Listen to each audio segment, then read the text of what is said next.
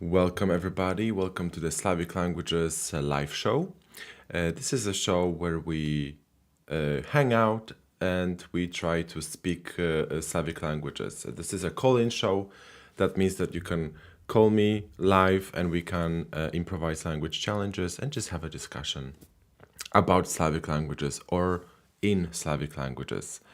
I am a Polish speaker if you're new to the channel, although I think that we still have lots of regular people here because it's a pretty new channel. I'm still kind of developing it, so most of the people that are here today, I assume that they are familiar with my work on the Ecolinguist channel. So yeah, the mic is on. That's good. So basically, you know how it works. You can call in anytime today and we can improvise language challenges together, focusing on the Slavic languages. So to do that, you will have to register. Let me show you how to do it. You will find a link down below in the description box. And after registration, after filling in this form, you will receive an email with instructions on how to connect to this stream and join the transmission. So that's how you can do it. However, if you have registered before, because maybe you watched the previous shows, you don't have to register again. It's the same link still works. So just find that email that I sent you before and click on the link there. And one important thing is that when you are calling in and you are about to join the software that I'm using, it's called the eCam Live.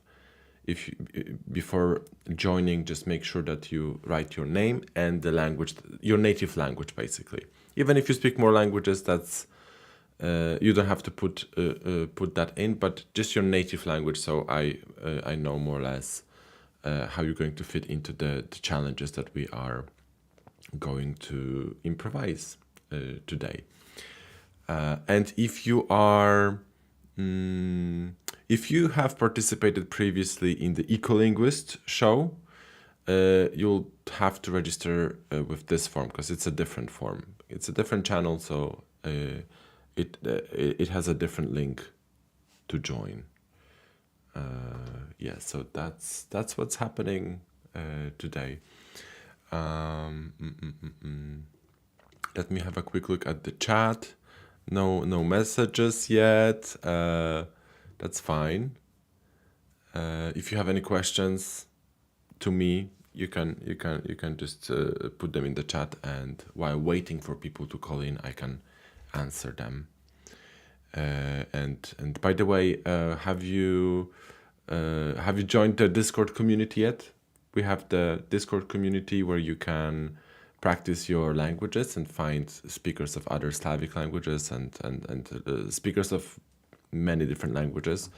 It's the Ecolinguist server, but it kind of serves all the channels that I have and I'm active on, which is the Slavic Languages Hub, the Romance Languages Hub, and the Germanic Languages Hub. Those are the subdivisions of the Ecolinguist channel where we do language challenges.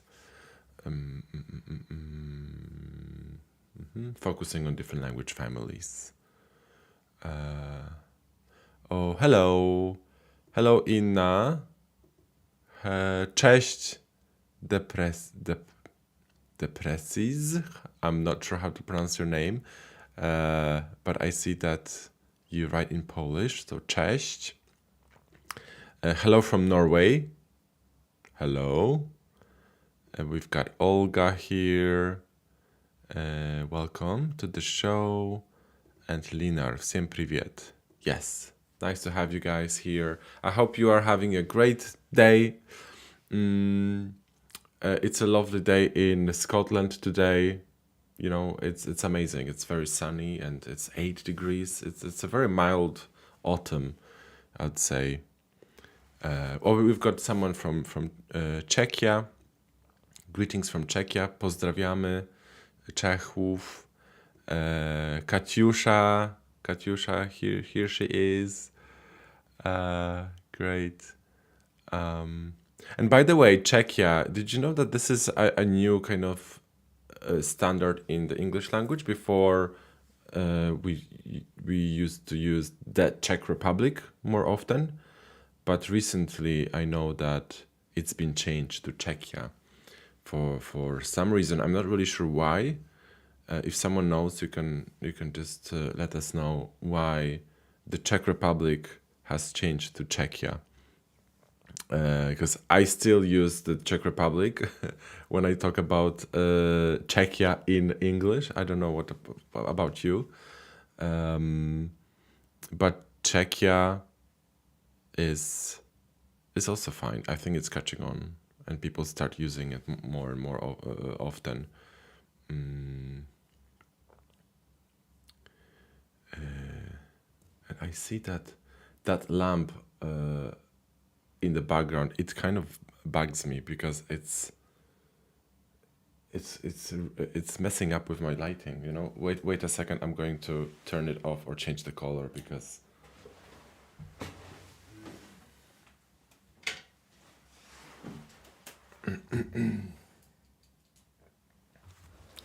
Yes, it's just it bothers me, and I forgot that it does that. Let me change the color.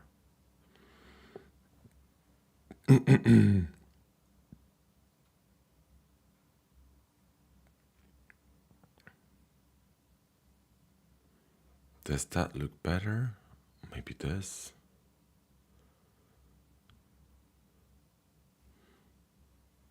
Yeah, that looks slightly better. So we're gonna keep it like this. Purple. It kind of connects with the background I have, the overlay. Okay. So we've got an answer to my question. Thank you very much. Let me try to read it. To není změna jména, jen se legalizovalo.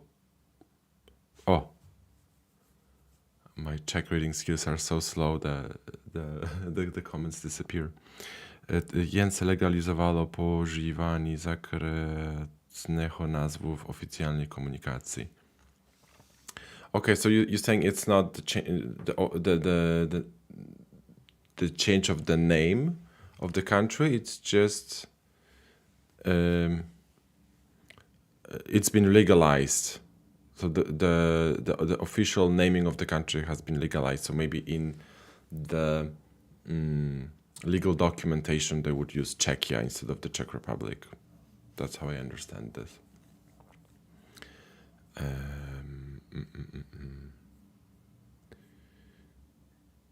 Yes.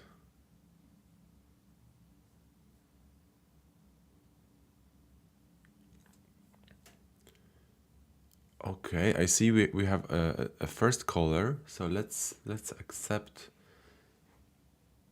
Alexander and see what we will be able to do. And meanwhile, guys, you can keep calling in, and if you are not connecting immediately, just be patient, just stay on the line, and once I have when I'm in the right moment of accepting your call, I will take it. Let's see.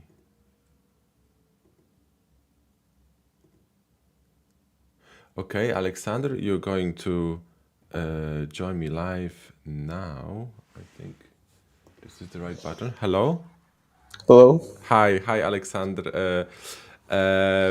Tell us where are you calling from and what languages do you speak first before we start. I'm a Russian native speaker, but I live in Poland right now. So I know basic Polish, but actually I'm not that good. I'm a little. It's a little shame that I live in Poland for 2 months already. Well, But it's still, it takes time, before you pick it up. It's obviously, but Slavic speakers of Slavic languages pick up other Slavic languages quite quickly. So we expect, or people expect that you're gonna speak fluent Polish in 3 months. but it's not gonna happen. It's at least 6 months. Or something like that. Yeah. So what other languages do you speak? You speak Russian. You speak Polish a little bit. English. I started learning Swedish a couple of years ago, but then I stopped because I switched to Polish because actually I decided to go to Poland like a year ago, and I've been studying it, but I was pretty lazy. So I've been studying it before I moved. Yeah. So at the moment, like how do you communicate in Poland? Like, do people like speak English with you, or you just get by? No. I speak Polish to them, but it doesn't help that most of the service workers are Ukrainian, and so they speak Russian to me. When they hear Russian accent, they just reply in Russian, and then we can't practice Polish together. Yes. So nowadays you can get by in Poland just by speaking Russian or Ukrainian or English. English, I suppose so, right? Also. And I was actually surprised how many Polish speakers speak Russian. Even the young ones, not so many, of course, but even the young ones, some of them speak Russian. Yes, especially in the 90s, I think Russian was popular in schools, like primary schools and stuff. And later on, it still remained a language that you could study in high school, So you could study English and Russian or English and German. Usually we study two foreign languages in high school. It's usually English and something else. And some people choose Russian or Italian or French. Yeah, I think Russian is easier for them. It is and it isn't. It has its own challenges. Russian, especially I think the melody of the language, the accent is different for every word. So the accent is very irregular. Yeah. So there are rules, but they are so hard that it's easier to just remember every word separately. But there are rules if you are curious. I mean, from the linguistic point of view, there are works of Russian linguist Zalesniak, who structurized the stress in Russian. I just find it very curious. Yeah. I think it's every aspect of any language has been like described by linguists in books, and they found like a system that it operates on. But from a language learner's perspective, it's just so much. There's so much you have to acquire to be able to speak it. It's a challenge. It's a challenge. But I know that people are able to get it right, especially if they have lots of exposure. They listen to a lot of content in whatever language they're studying, and they can pick up even the accent things. It just takes a little bit longer. Yes, so you studied Polish a little bit. So maybe, what we do here on this channel, we do the language challenges. So maybe you could... we could do a challenge where I try to understand Russian. Okay, because obviously you've studied some Polish now, so it would be more difficult to improvise that challenge, if you're trying to understand Polish. But my Russian, like I haven't really studied Russian in any form except at primary school, where I just learned how to read the Cyrillic alphabet, and that's it, basically. So yeah, what do you think? Could we do that? Well, yeah, I have a couple words. Okay. So let's try that then. So if you're ready, we can switch to Russian and Polish. Давай. Dobra, to zaczynamy w takim razie. Так, первое слово, да? Это такой предмет, который обычно берут с собой грибники, чтобы собирать туда грибы, ну и какие-то еще предметы. Может быть, в быту используется. Это такой плетеный предмет. Обычно из веток ивы или каких-то таких деревьев, которые легко гнутся. Вот, все, что это может To быть. wszystko, tak? To co zrozumiałem, że to jest jakiś przedmiot, który jest pleciony? Dobrze rozumiem? Pleciony na przykład z wierzby, może być Так, так. wyplatany z wierzby, ale nie musi być pleciony, tak? Są też Musi metalowe. być. Musi być. Должен быть плетеный, так. A musi być pleciony, tak? Czy to jest jakiś przedmiot, którego używamy w życiu codziennym? Мы нет, но когда-то, наверное, да. Czy obecnie nie używamy tego przedmiotu tak często, jak kiedyś się używało? Да. Tak. Dobrze, więc myślę, że mówisz o koszu, że to jest kosz. Так, да. По-русски корзина. Karzina, kosz, super. Bardzo dobrze. Korzina. Katiusza tutaj nam pomaga. Korzina.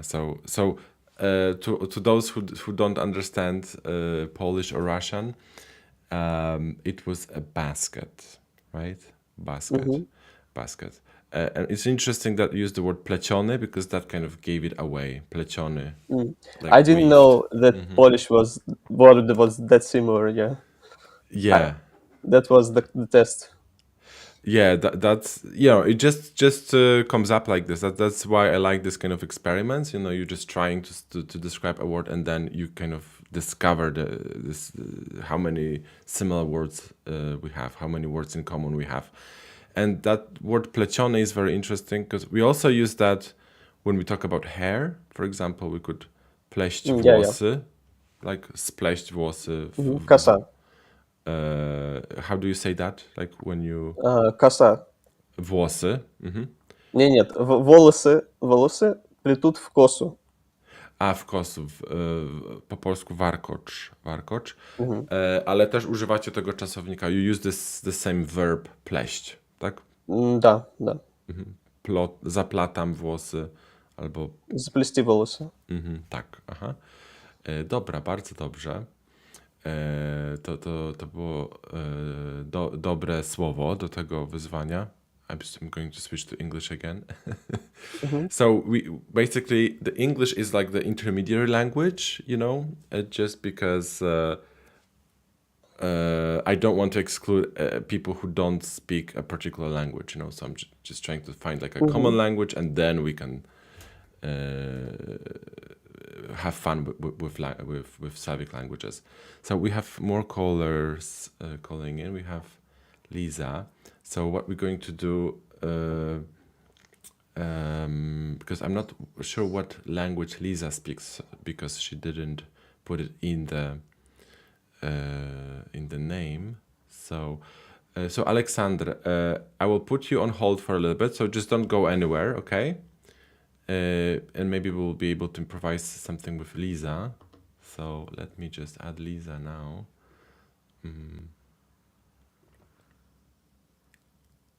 Uwaga, so Lisa, you're going to join us now. Hello, cześć. Hello, Lisa?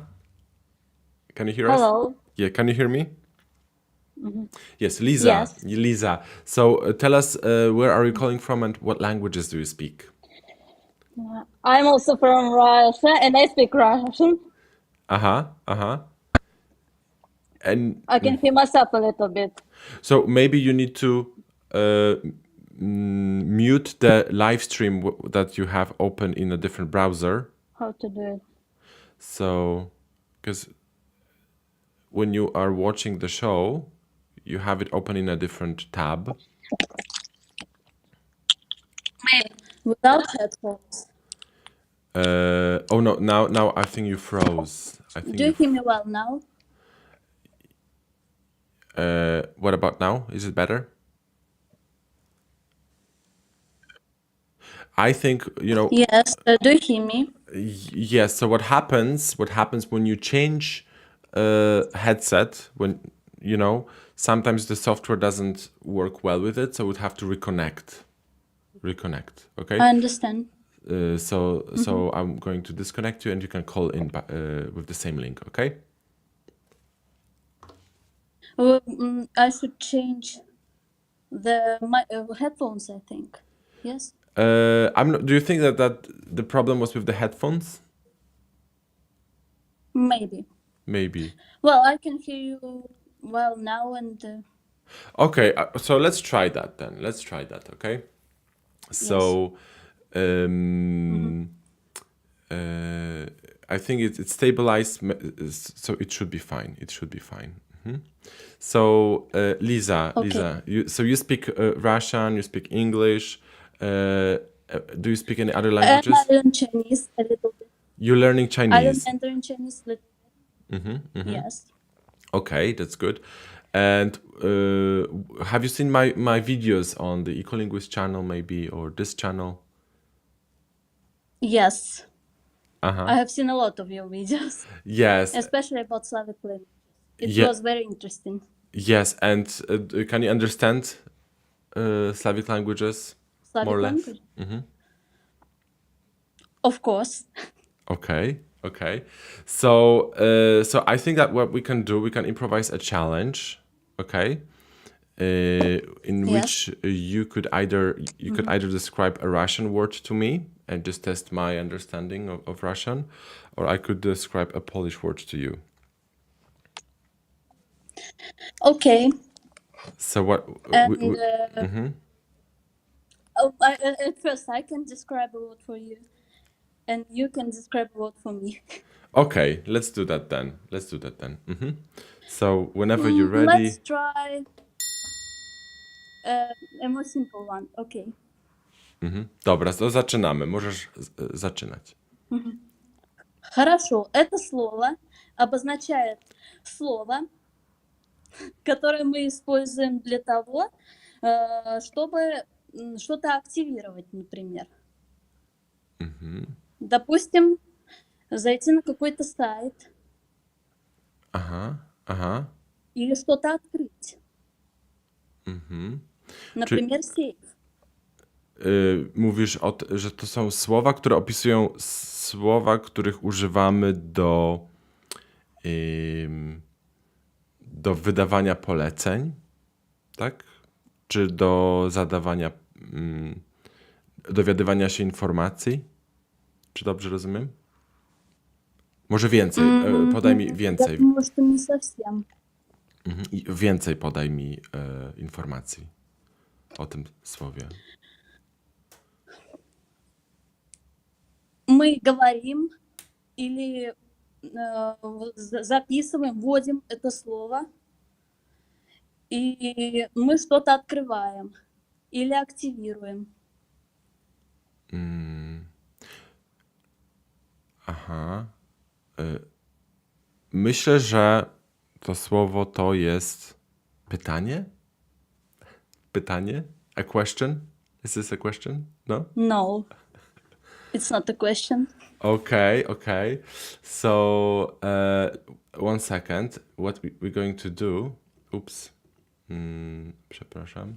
What we're going to do? We're going to add Alexander. Okay. To here. Hello, Alexander. Welcome back. So I didn't get the word. That Lisa described. So maybe you could help in. Do you know what she's talking about? Okay. So maybe let's try give more information, more hints for me, and maybe I will try to understand it. You can work together to describe it. Dobra, to you have to unmute yourself, Alexander, because you muted yourself. Так, да, давай я дам пример из прошлого. Dobra, to zaczynamy. Вторая мировая война, отряд партизан. Да? Отряд партизан, приходит новый человек, и часовой спрашивает: «Стой, кто идет?» И просит назвать это слово. Pytanie. A question. Нет. Тебя просит назвать конкретное слово. Rozkaz? Nie, to jeszcze raz. To po prostu chodzi o to, że ktoś pyta o jakieś słowo, tak? Да, А, Да, это тебя слово. спрашивают. A w jakich Нет, innych тебя спрашивают kontekstach, это. w jakich А, innych kontekstach można użyć tego słowa? На компьютере, чтобы зайти на сайт. Mhm. Люди вводят свой логин и... I hasło. Hasło, password, tak? Dobrze mówię? Да, да. Dobrze, dobrze. And how is this in Russian? пароль. Это французское слово, как я понимаю. Parol. Okay, И interesting. даже песенка такая. Пароль, пароль, пароль. Yeah, so that sounds like passwords, right? Yeah, that's interesting. So hasło in Polish, hasło, password in English. Yes, so that worked. That's great. So what we can do now, Alexander, because you said you have another Russian word for me, right? Так. Yeah, so maybe we could do that again, starting with Alexander. And Lisa, you can listen in, and if you think that you have an extra hint that you could add that Alexander maybe is not hasn't mentioned, you can Okay. add that, and we'll see if it's going to help me. So Alexander, if you're ready, zaczynamy. We have a Russian episode today. So, так, это такая еда, блюдо, тип блюда. Это может быть много разных блюд, но это вот определенный тип. Отличается тем, что это вареная крупа, как правило, крупа на воде, на молоке. Едят обычно утром ложкой. Все. Więc to jest typ człowieka, a może jakiś zawód? Czy to jest profesja, zawód? Nie? Еда.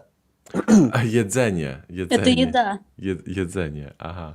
Czyli to nie jest typ człowieka, tylko jedzenie. I Ты не очень понял, да? w jakiej okazji, z jakiej okazji na przykład, przy jakich okazjach spożywamy to jedzenie? Утром, как завтрак. Liza? Ну, да, мы едим это утром обычно. Aha, И это блюдо можно сделать из разных видов злаковых культур. Например, овес, pszenica. Aha, I tak dalej. dobrze, więc to jest jakieś jedzenie, które spożywamy zwyczajowo rano na śniadanie. Ale mówisz, Liza, że to może być jakaś pszenica, ale to może też być kiełbasa. Tak? Więc to są różne. Это может быть из pszenicy, это может быть из овса. Не колбаса, нет. Kiełbasa nie. Aha. Нет, не колбаса. Dobrze, więc z pszenicy to myślę, że czy żeby to lepiej smakowało, dolewamy do tego mleka? Так. Да, я же Можно. сказал. На молоке обычно. Na mleku. Ну или на воде. Масло добавляют. Można dodać masło, można też na wodzie to zjeść. Da. Myślę, że chodzi o płatki. Płatki mogą być kukurydziane. Нет, мне кажется, это что-то не то.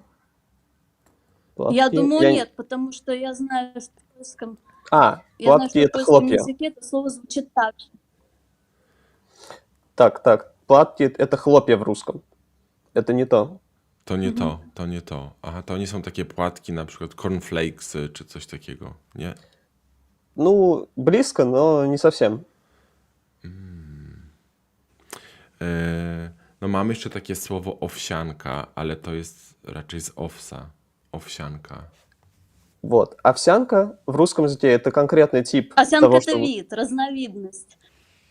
Aha. Общее слово. Jeszcze Может быть, его bardziej нет в польском ogólne, языке? bardziej ogólne słowo, tak? Да. Да.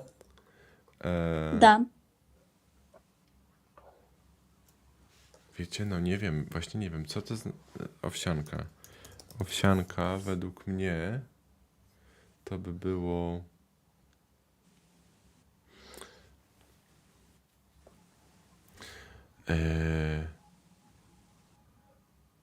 Co to może być?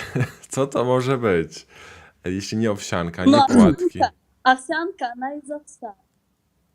Z owca właśnie jest tylko. Из остальных круг в целом. Что это? Да, из pшеницы, например, из гречки. Myślę, Ris. że my mówimy, że to są płatki i na przykład płatki kukurydziane, płatki owsiane, płatki pszeniczne. Нет, не платки, не хлопья.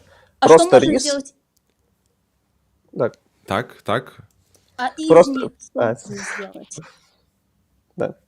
Jeszcze coś innego można z tego zrobić? Вот просто если рис варить Да. на молоке, рис с молоком, как это называется? Ryż z mlekiem? Да. Ryż z mlekiem. Ну неужели у вас это не называется никак? Może u nas nie ma takiego słowa, nie wiem. Jeśli jest ktoś w Jest sekcji tam. komentarzy. Proszę? Jest na pewno? Dobra, to myślę, żeby nie przedłużać. Jak to będzie po rosyjsku? Каша. Kasza. Каша. Kasza. Po polsku mamy słowo kasza. Też. Tylko jak ona wygląda? Kasza jest bardziej...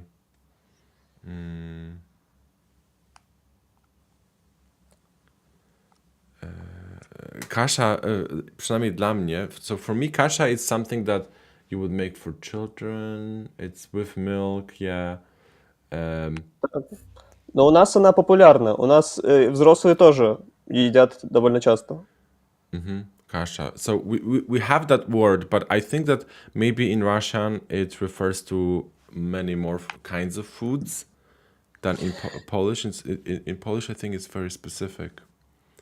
No, it's just porridge. The same, I think. Yeah, so the way we can translate porridge to Polish, it's actually the most common is owsianka. Let's see what else they have.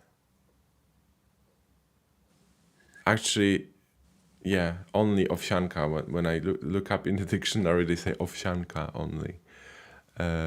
Or jaglanka if it's made of kasha jaglana, a kind of porridge. So we are just very, very specific, you know, we're very specific in Polish. Like when we talk about kasha, we have to like say exactly what kind of oat it's made, what kind of grains. So that's interesting. Yeah.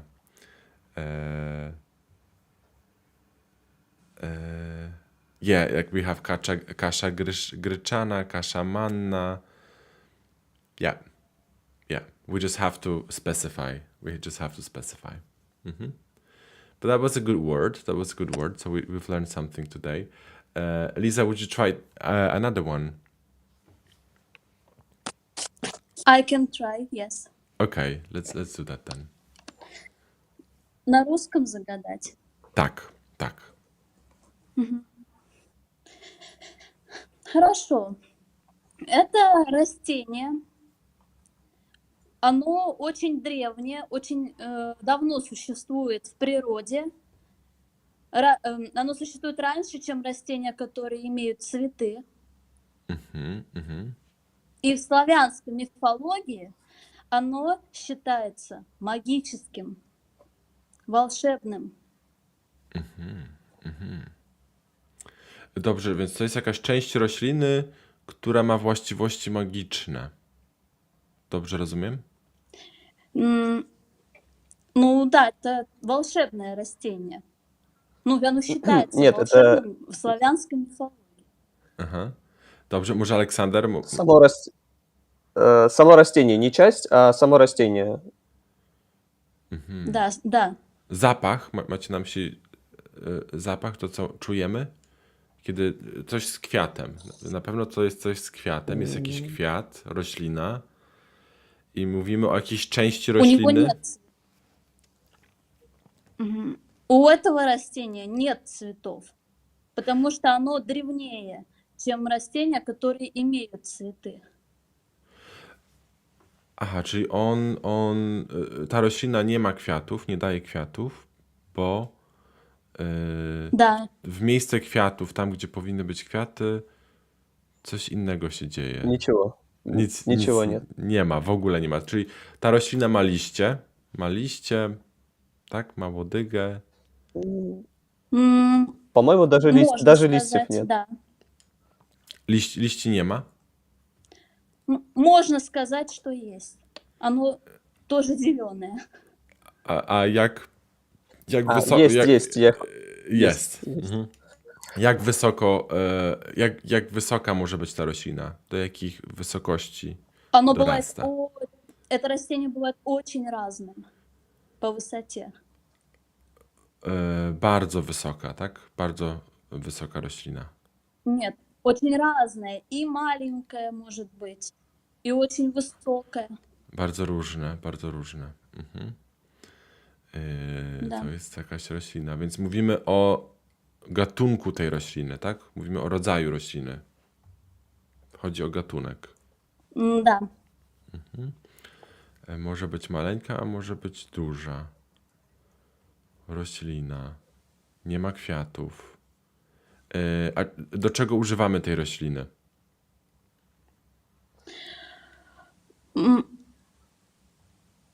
Надо подумать. Иногда, редко. Его можно есть. Można jeść tę roślinę? Но редко. Не часто мы это едим. Nieczęsto jemy tę roślinę. A może jemy ją z jakiejś, na specjalne okazje? Na święta? Nie? Нет. Мы можем его съесть редко в каком-нибудь ресторане. Я ела, но думаю, кроме меня особо никто не ел. Dobrze, brakuje mi czegoś w tym opisie. To jest jakaś roślina mała.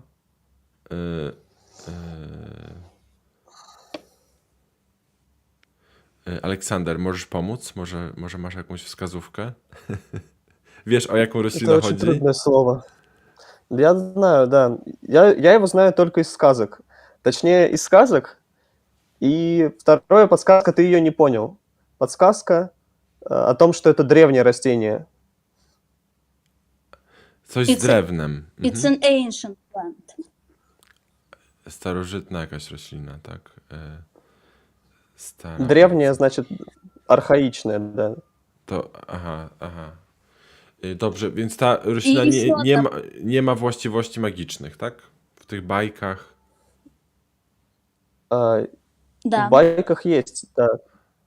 To co w bajkach właśnie się robi z tą rośliną? В легендах его ищут, чтобы обрести счастье. Je się tę roślinę, żeby mieć szczęście, tak? Можно Ищут. сказать так. Pijesz, nie? Ищут его. Не-не-не. Ścinasz. Если ты его увидел. Ищут, в смысле, это шукать. Dobrze.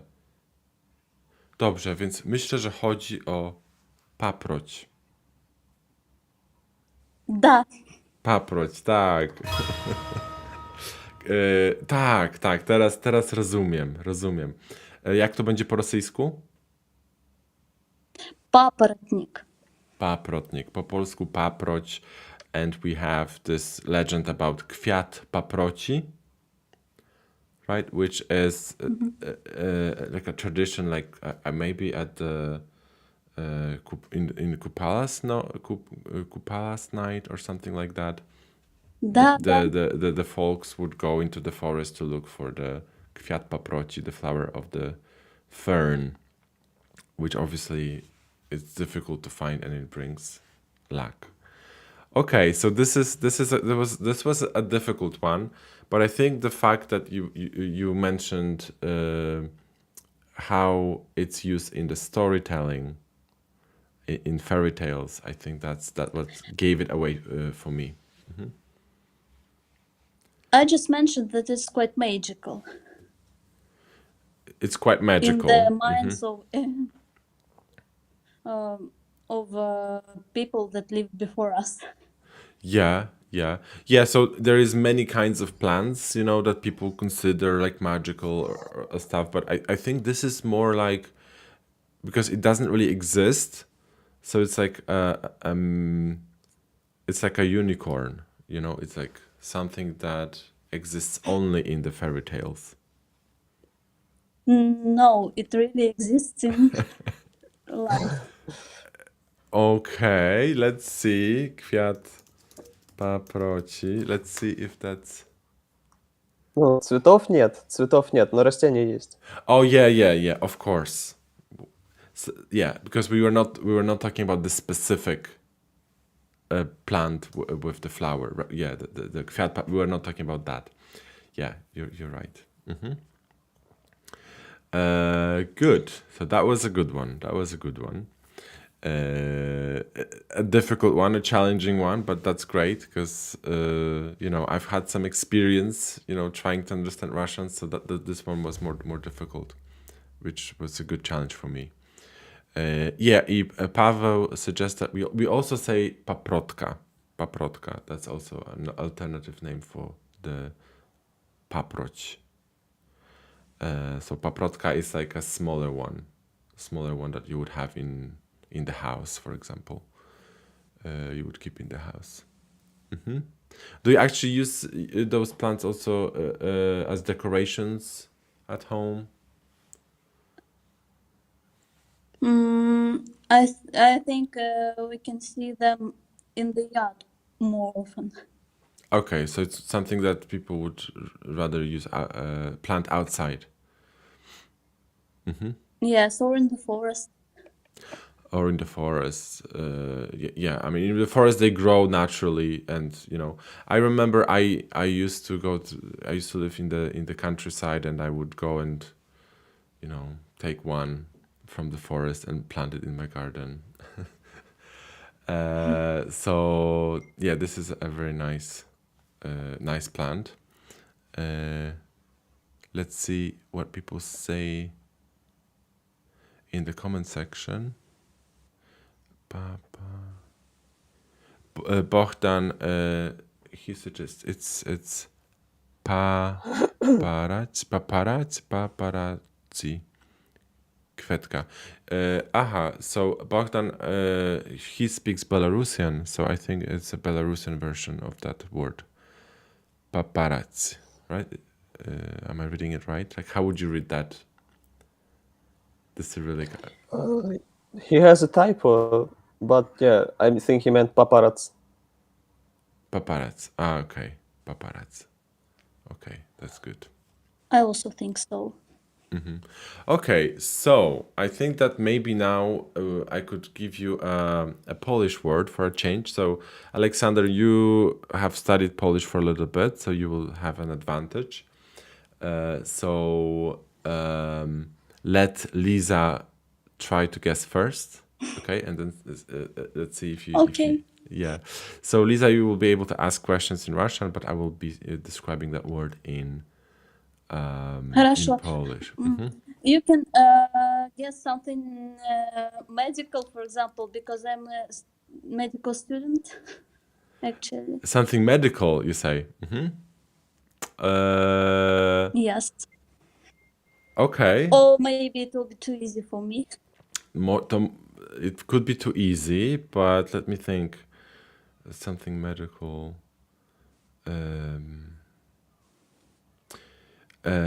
Let's try with something different, and maybe meanwhile I will think about the medical one. But I already have a word in mind that I want to describe to you. Okay, so let's try with that. Dobrze, to uwaga. Jest to przedmiot, którego używamy zwykle zimą, kiedy jest zimno, kiedy pada śnieg. Tak naprawdę, żeby móc użyć tego przedmiotu, musi być śnieg na ziemi. Nie można tego używać bez śniegu. możemy używać tego przedmiotu albo do zabawy, albo też do transportu jakichś rzeczy. To zależy od potrzeb i zależy też, gdzie się mieszka. Na przykład w Europie bardziej używamy tego do zabawy, ale na przykład mieszkańcy koła podbiegunowego używają tego do codziennego transportu, tak? I tak. Czy macie jakieś pytania? А я думаю, я уже отгадала. Już Это odgadłaś. сани? Sanie, tak. Sanie albo Is it sanki. slaves? Sanki. Санки по-русски тоже, да. Sanki, they are smaller ones. Yeah, sanki are smaller ones. So there is that. Good. So that was easy. That might have been too easy for you. Well, I'm also quite familiar with Polish language. I haven't studied it seriously. Oh, so But you I have did listened some study of Polish. Okay. already. So I do need to come up with something more difficult then.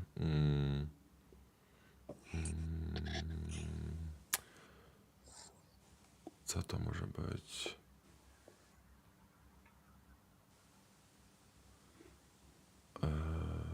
Coś właśnie takiego medycznego może. Czego się używa w medycynie? Dobrze, to chyba wiem, co to będzie. Więc uwaga, to jest też Aleksander dla ciebie i dla Lizy, więc słuchajcie. To jest taki przedmiot, którego używa się w szpitalach albo w karetkach pogotowia często, żeby go użyć, trzeba podłączyć się do żyły pacjenta, tak? Czyli na przykład pacjent zasłabł i potrzebuje wzmocnienia, więc używamy tego przedmiotu, żeby podać mu albo jakiś lek, albo jakieś substancje wzmacniające. Tak, czy już wiecie, o co chodzi? Tak, jakieś pytania? Ну, хотя у меня есть вопрос. Możecie zadawać pytania. Есть вопрос. Je- Этот предмет используется, чтобы подать лекарство один раз, однократно? Ну, в смысле, быстро. Или капельным путем, кап-кап. Tak, więc to jest ten przedmiot zwykle podanie leku przez ten przedmiot zajmuje trochę więcej czasu. To nie jest coś, co szybko można zrobić. To właśnie chodzi o to, żeby spowolnić podanie tego leku, żeby nie podać tego leku za szybko, bo ciało przyjmuje go tak stopniowo. Tak, Aleksander, masz jakieś pytania? Нет, я думаю, я знаю, что это. Już wiesz, co to jest. No dobrze, Я тоже. to Liza, jak myślisz, co to jest? Ну, соответственно, это капельница. Kapielnica po rosyjsku i Aleksander? Капельница. Kapielnica po polsku kroplówka. Kroplówka, więc myślę, że chyba Капля dobrze. это кроп. Tak, czyli Kapля to jest to taka torba, taka torba, tak? Taka torba i jest taki przewód, który igłą podłącza się do żyły i ten lek sobie tak kapie. Kroplówka. Да. Kroplówka. So did you know that word in Polish, Alexander? Ну, я знал слово кропля, вот. А само слово кроплювка не знал, но я бы догадался, что это значит. Aha. Yeah. So kroplówka, it's basically the same concept, right? It's about drops. Because it's dropping. Но я не знал, что в польском используется до сих пор слово «жилы», потому что у нас сейчас используется слово «вены». Wieny. Aha. So in Polish mamy żyły, tak? Żyły i tętnice. Tętnice, które pompują krew. Артерия, да? Wy mówicie arterię, Tak? my mówimy tętnice. Na przykład aorta, tak? Czy coś takiego. Tak, Я Liza? тут I have downloaded one book in Polish. Język polski w One medycynie. time I found it in the internet, and it was very interesting for me to see these words. Yes, so you've been studying it a little bit, right? You've been studying it. No, I haven't studied it seriously, but I was just interested. Okay, so you just downloaded the book just to browse through it and just have a look and yes. Yes. That's good. That's good. So, what else can we do? I see that there is one more person calling, so maybe we can add one more person and we can improvise one more challenge that I have in mind. Okay, so let me do that. So you don't go anywhere. I just want to talk to Kirill first, just to see how he is. Okay, Kirill. So you're going to join us in a second. 1, 2, 3. No, didn't work. Może teraz. Halo, cześć. Hello, yes. Hi, Kirill. Is that's how I should pronounce your name? Kirill or Cyril? Sure. Just with K. Okay, Kirill. Okay. Hey, so tell us where you're calling from and what languages do you speak? I'm from Russia, but I'm currently in a country called Uzbekistan. And what languages do you speak? English, Russian, German, and Chinese. English, Russian, German, and Chinese. Okay, so you speak languages from different language families. That's cool. So Chinese, you're learning Chinese as well, because Lisa also mentioned. I've been to China. Yeah, I've been to China, and I studied both Mandarin and Cantonese. Okay. And how is it going for you? Because Chinese lack of practice, languages, that's the big problem. Yeah. Because Chinese language or different languages, Chinese languages are considered quite difficult to learn. But do you find them challenging in particular, or? Yeah, I agree. Totally agree. They don't have grammar if you compare it to European languages. But the tones and the writing, that's the trickiest thing, the most difficult part of learning. The tones and the writing, yes. So that's what I thought. That's good. And have you had any exposure to Slavic languages? Have you been interested? I've listened to a lot of Ukrainian music, so I pretty much understand Ukrainian, and same with Polish, because there are a lot of German words in Polish and Ukrainian and Belarusian, and probably Czech. So when I find these, when I hear the words that are totally different comparing to Russian, sometimes they are German cognates, so that makes it easier for me to understand. I can't give you an example right now, but for example, idziemy na spacer, right? Spazieren, that's the German word for walking. We have that. Yeah, we have lots of words from German, but from French also, from Spanish. It's a mix, of course. So you're familiar with the challenges that we do here, right? And I thought, do you have any word that you would like to describe to me in Russian to see if I'm able to identify that word? Or sure, yeah? I prepared a couple of, because there were lots of challenges with the Russian language, but no one is never talked about dialects. So I prepared a couple of dialect words from particularly northern Russia, near the White Sea. And maybe I'll try to explain. It might be tricky, but yeah. Okay, so for this challenge, do you mean that the words that you have prepared, they are typical words for that dialect, or they are I can say it in both, in standard Russian and in that northern Russian dialect, but it's the things that you know all people have, so it's not something too specific. Yeah, that's good, because that's I wouldn't be able to guess it if it's like something very specific to like a local culture, in a particular place. Then I have no idea, like typical kind of food, that only there people eat, only there. That would be very difficult. But yeah, so let's try with that one then. Yeah, let's do this one first, and then we'll try something else. Okay, więc zaczynamy. Jesteś gotowy? So yeah, should I start, right? Tak.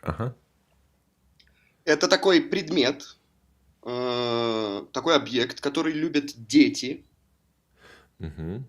Обычно он используется зимой, в зимний период, в зиму. И его используют для развлечения, или родители возят на этом своих детей. Катают с горок по снегу. No myślę, że mówiliśmy już o tym dzisiaj, czy nie? Czy dobrze mówię? Mówimy o sankach, sanie. Dobrze? Da. Dobrze. So we actually did that word just a minute ago. Maybe you missed it. Really? But I described that in Polish, yes. Maybe you just joined the live stream a bit later, but we had this on the show today. But what is the word then? What is the word in that local dialect that you mentioned? Да, диалект это поморский, это Архангельск.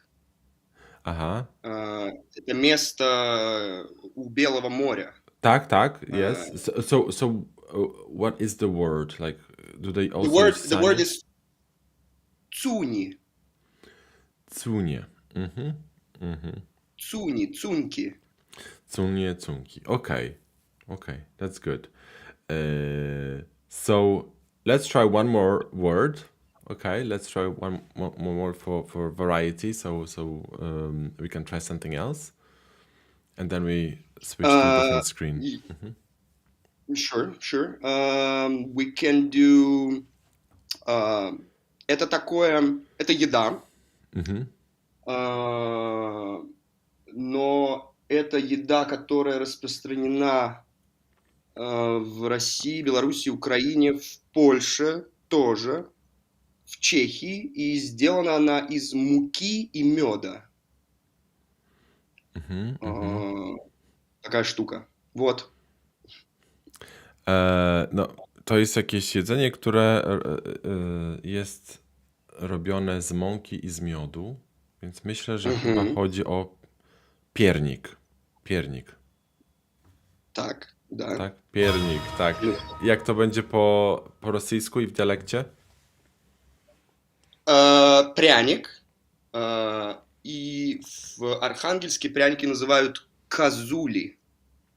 Kazule. Aha, to ciekawe. To teraz połączmy się właśnie z Aleksandrem i Lizą, zobaczymy, czy oni też znają te słowa. So let's connect with Alexander and Lisa. One momencik, dodamy Kiryla. Tak. Słuchaj, so guys, do you know this dialect? Are you familiar with this dialect close to Arkhangelsk? I Actually, heard the today, name. I watched a TV show about Arkhangelsk. And And they I know the word I know the word kazuli, but I think it's a specific type of sleds? bread. Bread, a specific kind. Yeah, it's a specific kind of like a. It's like a. It's not a cake. It's more like a cookie, a kind of cookie, right? Я думаю, это особый поморский, архангельский тип Да. пряников. Yes, yes, yes. Поморские пряники И они это... делаются, Sorry. and they are made like animals. The form, they have got an animal form. The shape of an animal. Yes, for example, goat. Goat, maybe. So that's a typical thing in that part of Russia, right? Like Yes. they make it in the shape of goats. I think like Polish piernik is just like a round one, you know. It looks like a mushroom head a little bit, something like that. What about the Russian pryanik? The Russian pryanik is exactly the same, like a mushroom head shape. And kazula is usually sometimes made not sweet. It can be also made out of with a specific like fish taste. I've right, because they live by the seaside, you know, near the White Sea, so they sometimes make it with fish. Which is kind of strange because usually for piernik and pryanik, they're usually sweet. They have different flavors, but usually they're sweet. But there, they might make it also not like pastry. Okay, so that's interesting. And so Kirill, what's your connection to that dialect? Are you from there, or you just like learning about dialects? I have people who are coming to Uzbekistan, where I am now from that city.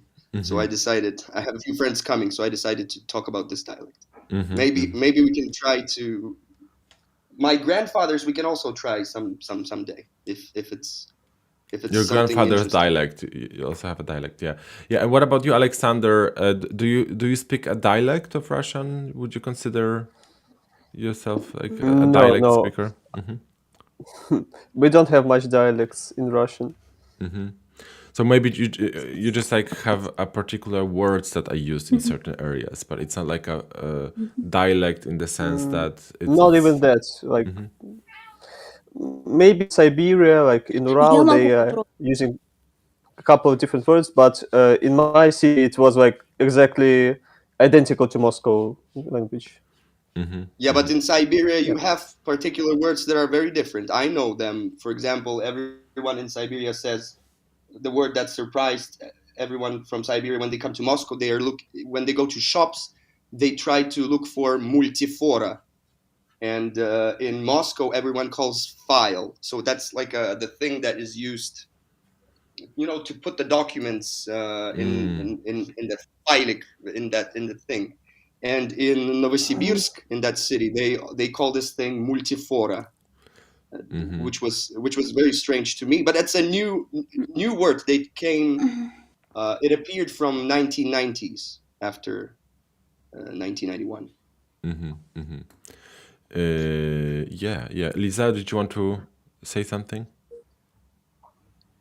Yes. I wanted to say that I know one word that I can describe. Okay. Is it a word that you know from a particular dialect, or it's like a more generic word? We can't call it like this. It's actually one word that is used in the city I'm from. I'm from St. Petersburg. Okay. So let's try that. So you guys, you can possibly, if you identify the word before me, you can just help by adding some extra clues.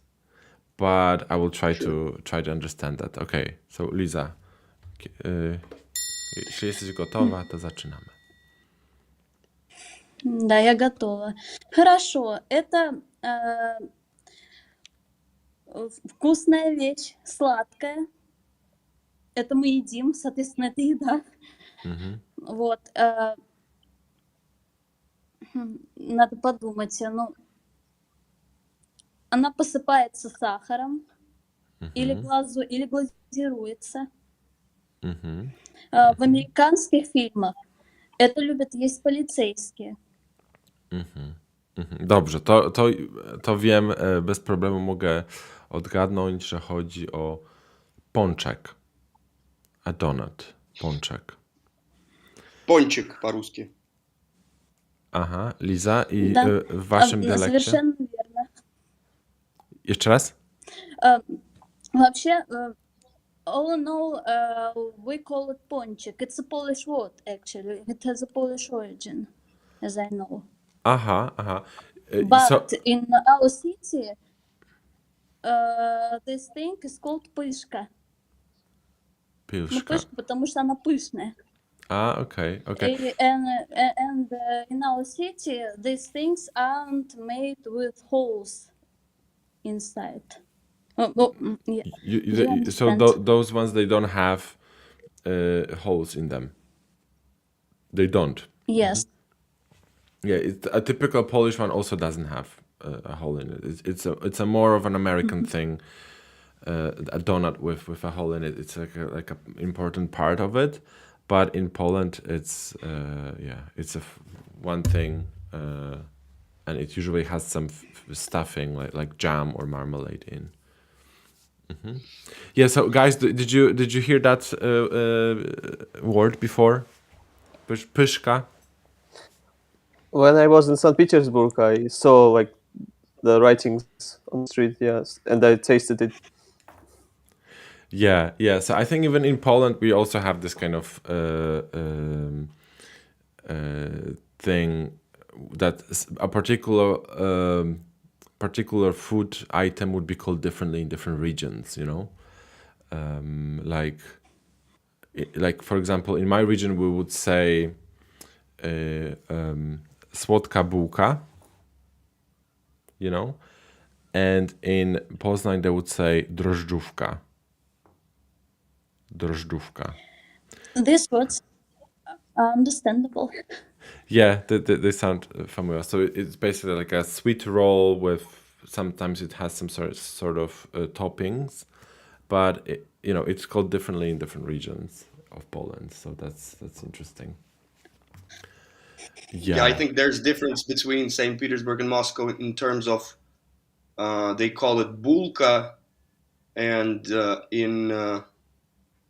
in St. Petersburg they call Moscow. it, what was that? Сайка, нет? Сайка? Нет, это в Москве булка. Это у нас булка, а в Москве белый хлеб.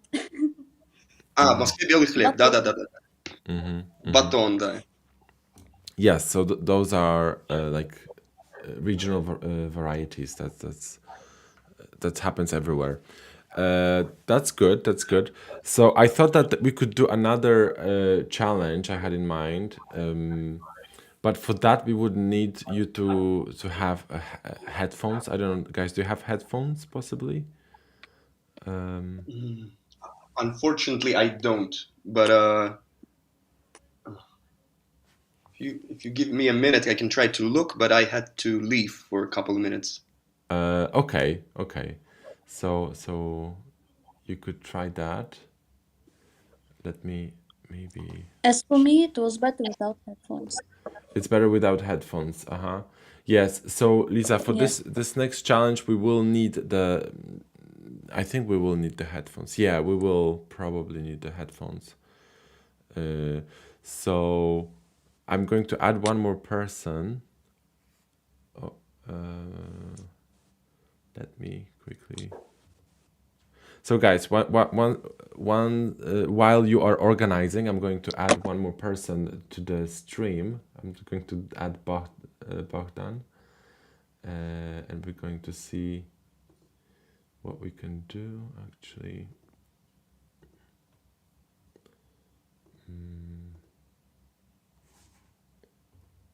Here. Halo, cześć. Cześć, hello. Cześć, Bogdan. Jak tam? Dobrze. Dobrze. Bogdan, so this is not your first time calling in, but just for people who don't know you, tell us where you're calling from and what languages do you speak? Hey everyone, my name is Bogdan. I'm originally from Belarus, and I'm calling from Japan, where I'm currently living, and I speak Belarusian, Russian, English, Japanese, and I'm also studying Polish, like maybe for half a year. So also Polish.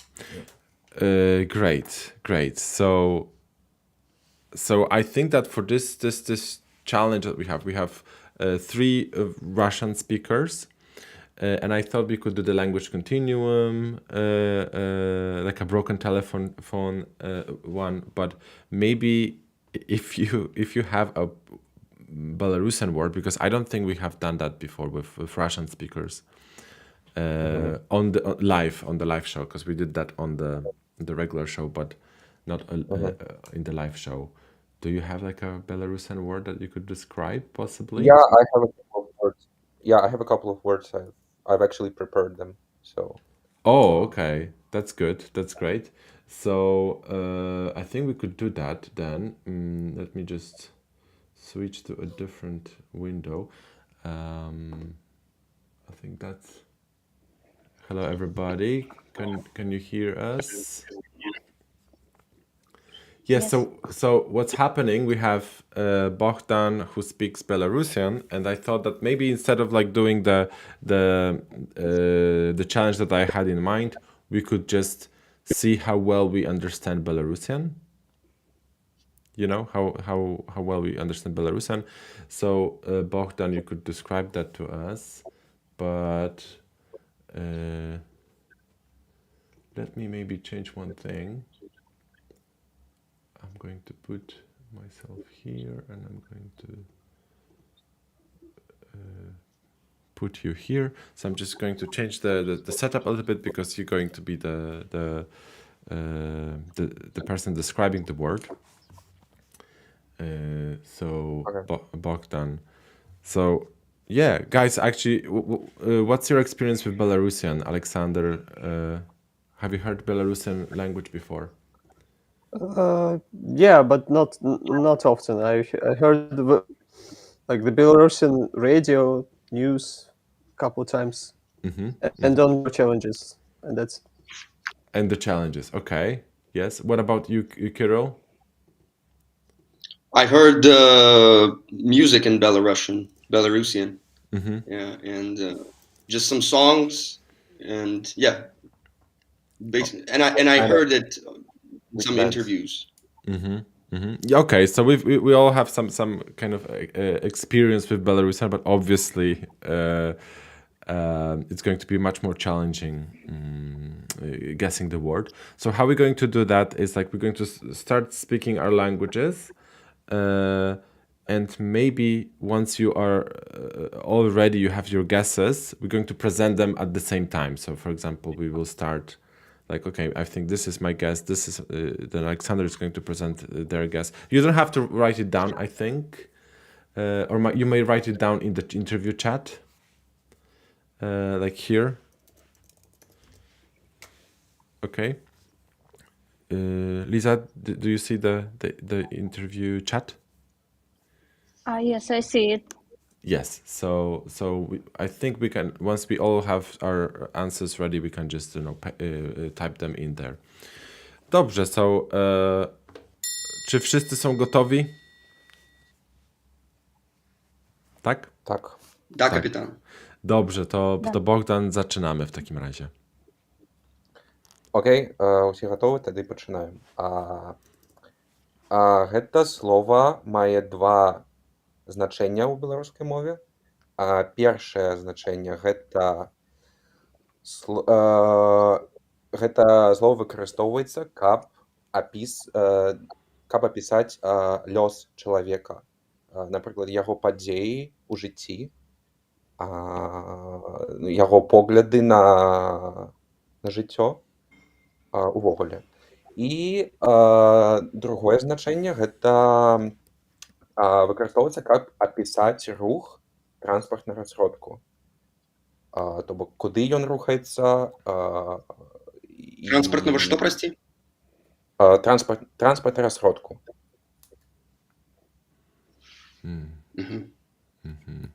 То бок два значэння. Першае, каб гэта апісвае лёс чалавека, і другое, каб апісаць рух транспартнага сродку. Tak, tylko tutaj może skupmy się na jednym znaczeniu, bo może w rosyjskim albo w polskim to nie działa w ten sam sposób. Ale ty, Bogdan, wiesz, jak to działa w polskim i w rosyjskim. По расійску то будзе таксама адно слова, і яно выкарыстоўваецца ў абодвух сітуацыях. Aha, a po polsku?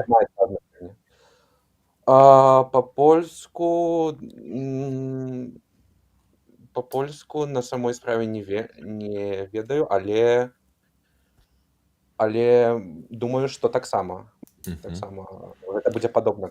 Dobrze, to spróbujemy w takim razie. Czy macie jakieś pytania? Liza, czy masz jakieś pytania dodatkowe? Я думаю, я уже догадалась.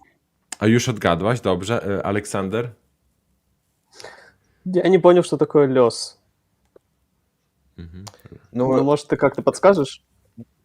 Ну, так, лёс гэта, напрыклад, ёсць чалавек, нейкая асоба, нават не толькі асоба, можа быць і жывёла, і гэта тое, што з гэтым чалавекам, з жывёлай здарыцца ў будучыні.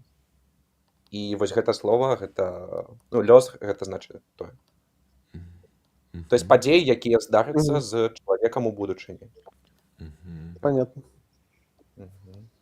Но я все равно не понимаю слова. Я тоже до конца не понял. Ты сказал, что это взгляды человека, его взгляды на жизнь, и это транспортное... Что-то с транспортом, я просто не до конца понял. Гэта слово описывае рух транспортного сродку, то есть як он рухаецца. Рух, насколько я помню, по-белорусски это путь, да, по-моему? Ну так, да.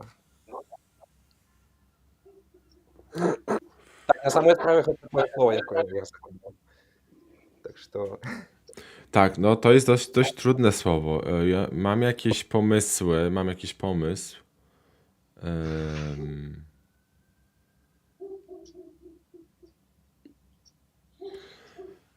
Tak, ale to jest bardzo abstrakcyjne. Dawaj jeszcze примеров. Więcej przykładów. Może masz jakieś pytanie? Możesz zadawać. Może skupmy się na jednym znaczeniu. Może najpierw zacznijmy od jednego znaczenia, czyli chodzi o opis losów jakiegoś człowieka, tak? I opis w jakim sensie? Czy opisujesz to w literaturze, czy... Вот увогуле можем казаць, што ўсе падзеі, якія адбываюцца ў жыцці чалавека, вось гэтым словам яны апісваюцца. То бок на працягу ўсяго яго жыцця з моменту нараджэння да моманту смерці. Мы можам казаць вось усе падзеі, яго погляды на жыццё, вось гэтым словам они аб'яднаюцца. Гэта ў пераносным сэнсе, але гэта слово даволі часта ўжываецца i u pramym sensie, i u переносnym sensie. Dobrze, mówisz o tych środkach transportu teraz, ale czy we wszystkich środkach transportu, czy o wszystkich środkach transportu można tak powiedzieć? Autobusach, tramwajach, metrze? Об автобусах і об машинах, трамваях, то бок усі транспартныя сродкі маюць гэта. То есть як яны рушаць? Мабыць, можем казаць траекторыя руху, так? Транспартных сродкаў.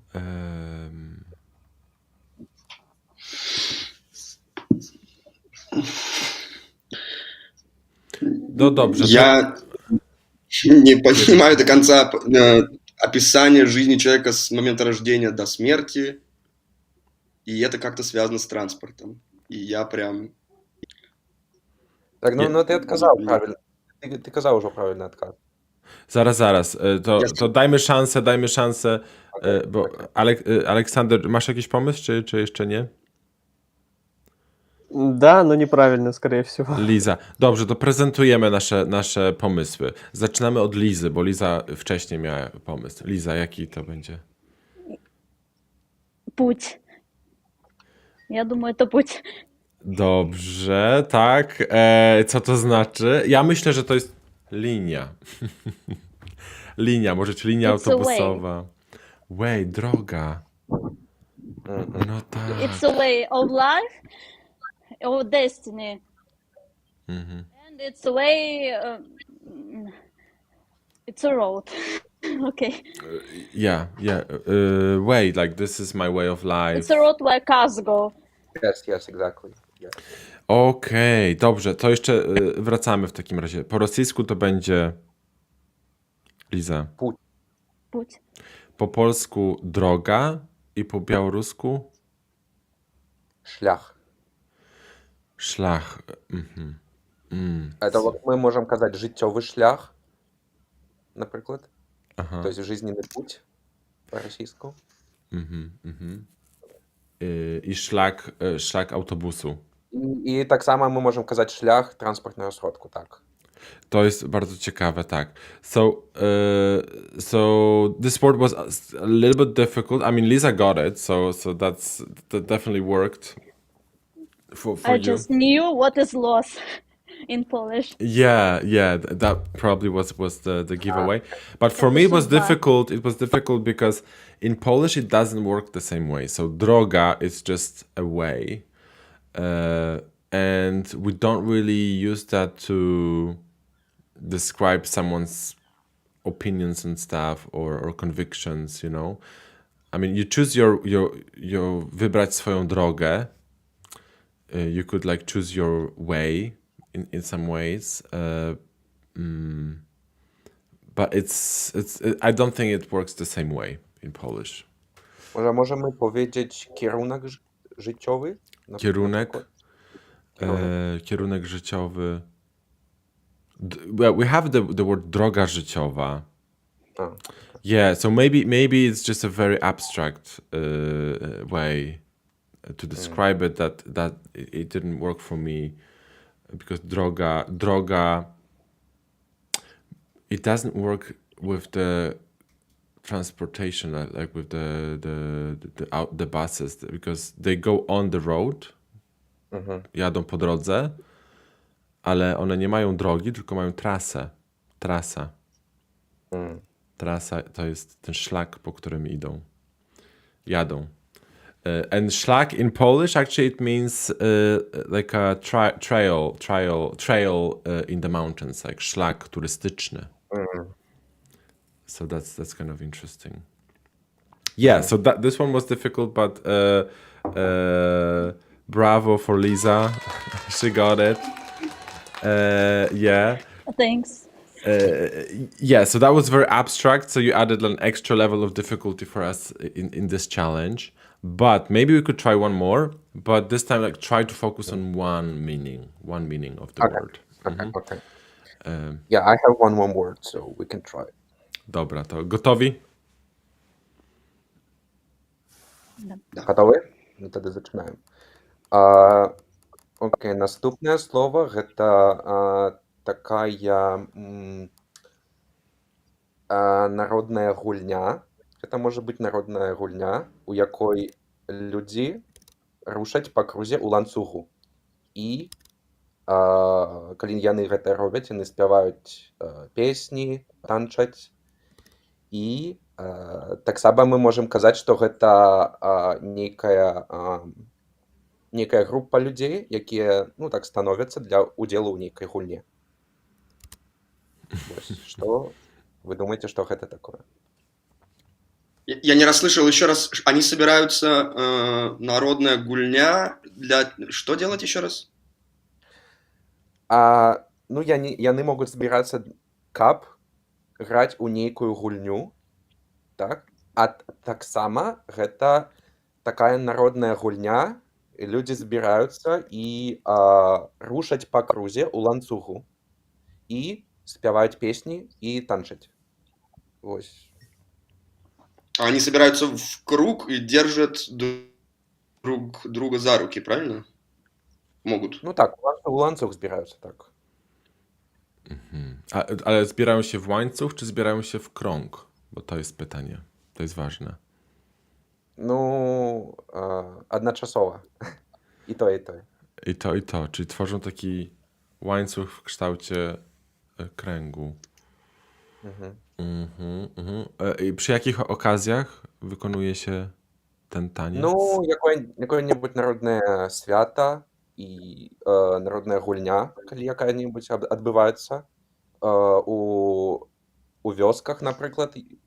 Я думаю, людзі гэта даволі часта робяць, але у вялікіх мястах, у вялікіх гарадах, я думаю, што не так часта. Aleksander, masz jakieś pomysły? Да, я уже знаю. Liza, też już wiesz, o co chodzi? Я думаю, тоже, да. Kiryl, czy masz już jakiś pomysł konkretny? Да. Ciekawe, bo ja nie mam pojęcia, co to jest. To jest jakaś zabawa, tak? To jest zabawa, czy to jest coś poważnego? Zabawa. Ludzie łapią się za ręce, tworzą łańcuch, jakiś krąg. Так. І таксама часта такое бывае, што нехта ходзе ў цэнтр таго кругу, таго ланцугу і пачынае танчыць, напрыклад. I zaczyna tańczyć. To jest, chodzi o konkretną nazwę tego tańca. Nie, той кшталт, які... Не кшталт, а... Ну, не ведаю на самой справе, чи у польскай мове ёсць гэтае слово, але ў расійскай мове яно ёсць. І вось людзі, якія становяцца ў такім кшталту і збіраюцца ў ланцуг, вось гэта слово апісвае гэтых людзей. Dobrze, to ja poddaję się, bo nie zgadnę, więc zobaczmy, co Aleksander powie. Co zgadujesz, Aleksander? Называть, да? Tak. Хоровод. Tak, i Liza? Хоровод. I Kiryl? Хоровод. Хоровод. I jak to będzie po białorusku? Па-беларуску то будзе харавод альбо карагод. Вось хтосьці ў чаце ўжо напісаў. Карагод. Харавод. I po polsku... Nie ведаю, czy jest такое слово ў польскай мове. Korowód. Jest takie słowo korowód, ale co to znaczy po polsku? Korowód, tańczący ludzie posuwający się... Norbert, ty widzimy? Zaraz sprawdzę, co to znaczy, tak? Korowód to tańczący ludzie posuwający się jeden za drugim, często w rytmie tanecznym, czasem trzymający się za ręce, w gimnastyce szkolnej, połączenie ćwiczeń rzędowych i wolnych i tak dalej. Tak, więc so we have that word, korowód. It's just not that common, I suppose. Yes, and how is that in English? I wonder. Round dance, I think. Session. Parade or procession? Round dance. Because I've just read that in a dictionary that it comes from Russian haravod, and this haravod comes from Greek, which means from word choros, which means group dance. Like Zorba. It's not always a dance. for example, like kids in kindergartens, they may just like form this хоровод and, for example, sing some song. So it's not necessarily advanced. Yeah. So that's been quite a challenge for me. You guys got it, and I just looked it up in the dictionary how it's in English, how they say it in English, and I don't believe they have like a specific word for something like that, because they just refer to it as procession or parade or promenade. So those words, like, we kind of have that in Russian or Polish, and they mean something different. It's a more generic term, and korowód is like a very specific. So it comes from Greek. That's kind of interesting. It's all because, Norbert, you don't visit Narodny Zabawy very often. That's why you forgot it. I think.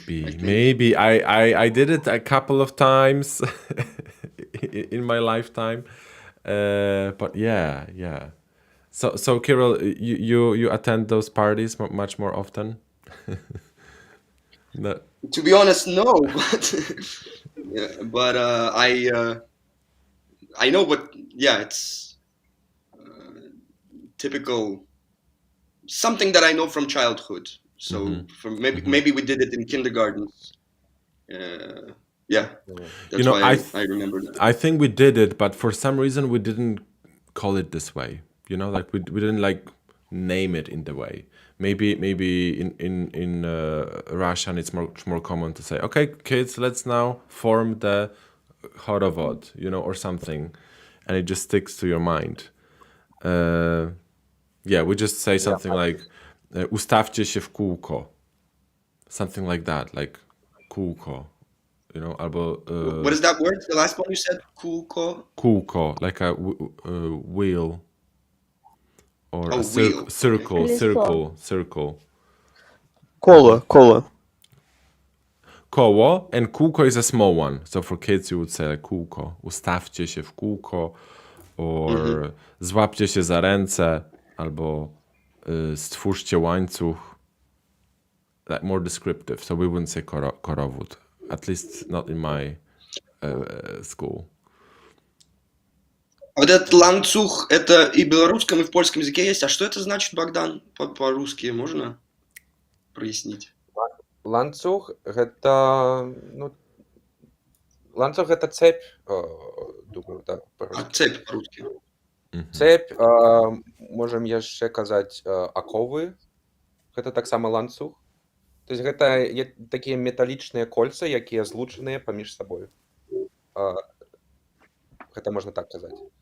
Таксама ланцуг у пераносным сэнсе можам і казаць ланцуг людзей. Так. Стаць у ланцуг.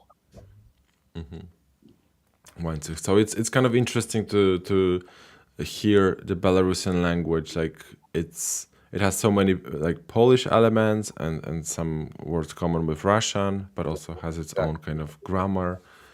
So it's kind of interesting. So guys, we could do one more challenge and finish the stream for today if you still have time.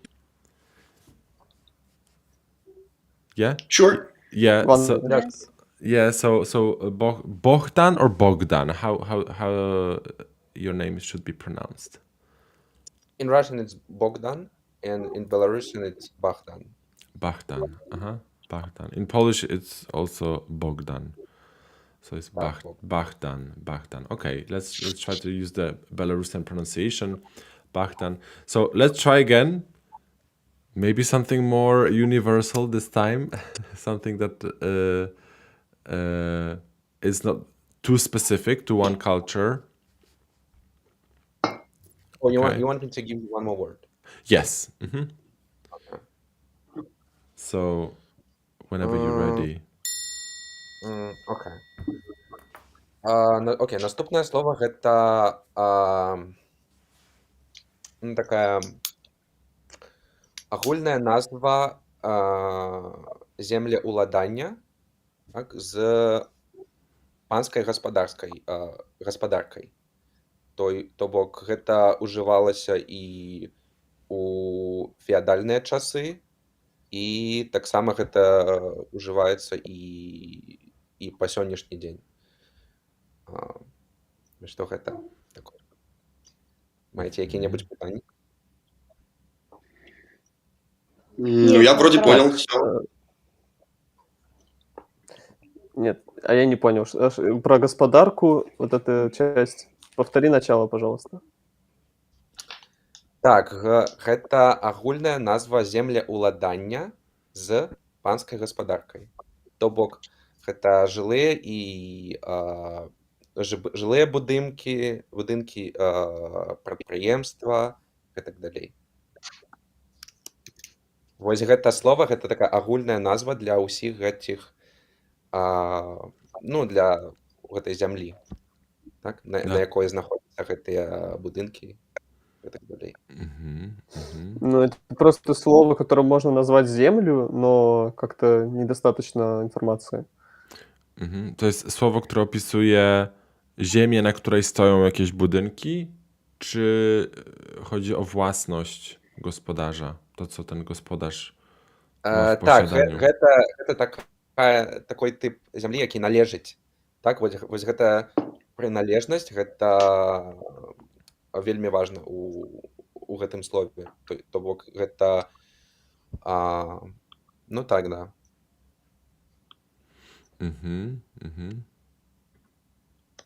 Землеўладання.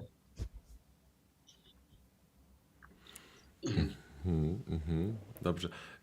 Czy tego słowa używa się teraz obecnie w dzisiejszych czasach, czy to jest słowo trochę przestarzałe z czasów jeszcze, nie wiem, XIX wiek, czy wcześniej? Czasy feudalizmu. Ну, Немного архаичнее. на самой справе па-расійску я не вельмі часта гэта слова слышу, але па-украінску і беларуску, і таксама думаю, што па-польску, у польскай мове гэта слова да гэтага часу вельмі часта ўжываецца. Думаю, што. Але па-расійску гэта, я магу казаць, што так, гэта такое трохі архаічнае слово. Дакладна у феадальны час, так, гэта слова ўжывалася. То бок ёсць феадал, і да яго вось гэта належыць.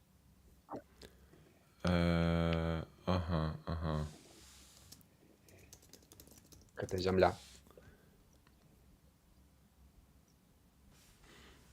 То такі трохі прыклад, што, можа быць, складана будзе казаць дакладную дэфініцыю гэтага слова, але думаю, што вы зразумелі, так?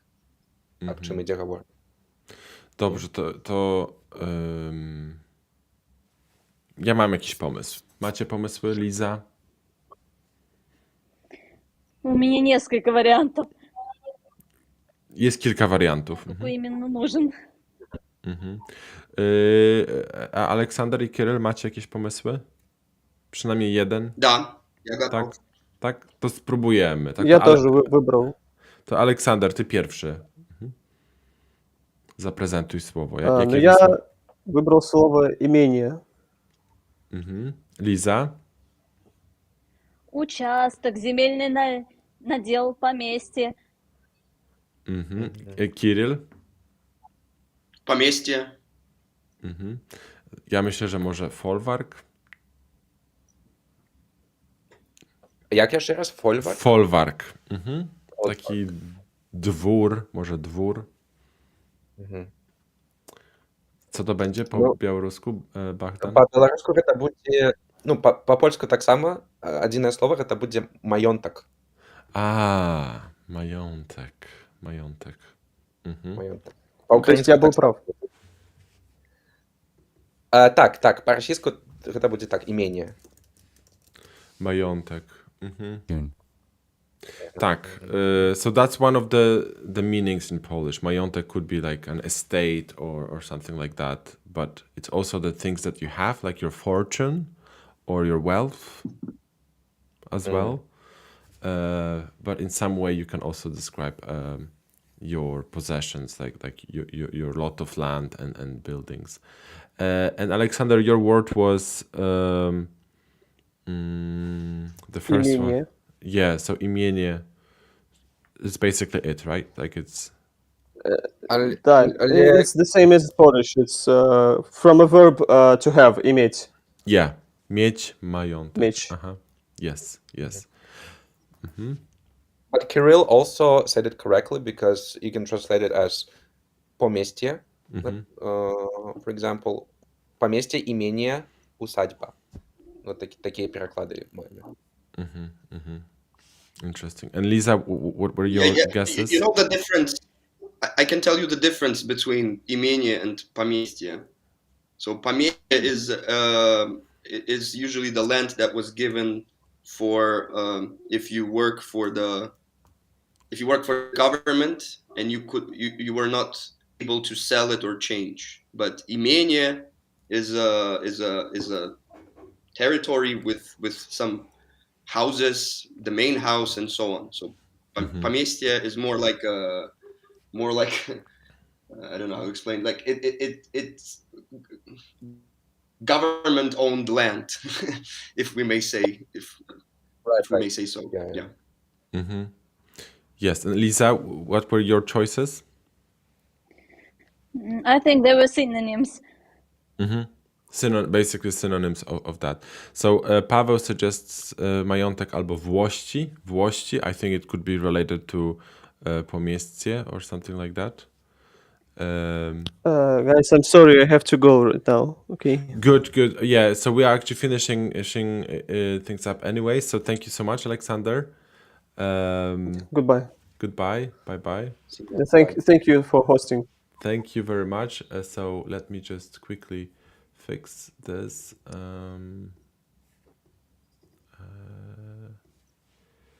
And here we are. Yes, so Alexander just left. Posiadłość, it's another Polish word, posiadłość. But posiadłość, it could be that, as you described, things that you have, like majątek. But for some reason, my first association is like a big house. While majątek is something a little bit more general. I think posiadłość is in Russian. The cognate word would be посада. Посада. I think of the word osiedlość. It's a different word. Olga suggests usadoba. Is that Усадьба. usadźba? Usadźba. Усадьба. That's the synonym. Volosci i ujeżdż. Yeah, but this is more like a territorial administrative division. So Volest, for example, you have Pskovskая область, Великолукская волость. That would be like the equivalent in Poland would be vojevodstva, and the vojevodstva is divided into more small parts. So that's Volest. Powiat. Okay. So that's It's from the 19th administrative century. unit. And Natasha just says majetok in Ukrainian. Majetok. Good. So we've learned something today. That's great. That's been a fun challenge. So thank you, Bogdan, for that. Thank you, everybody, for calling in. I have to finish now, but it's been a pleasure hanging out with you guys. It's been fun. There will be more streams happening, on this channel. So just hit notification if you want to be notified.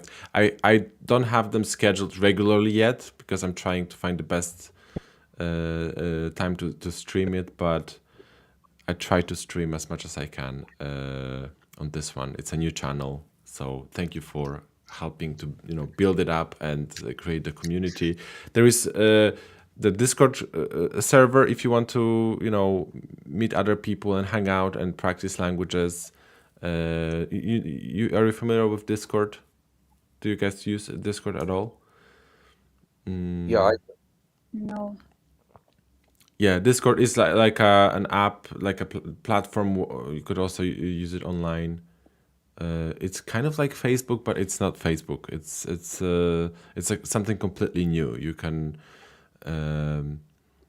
meet people there. There are voice channels that you can just join and talk to people. You don't have to show your face. It's a more private space, so to speak. Yeah. So anyways, you can check this out. Thank you very much, everybody. I wish you all happy weekend, and I will see you next time. So take care.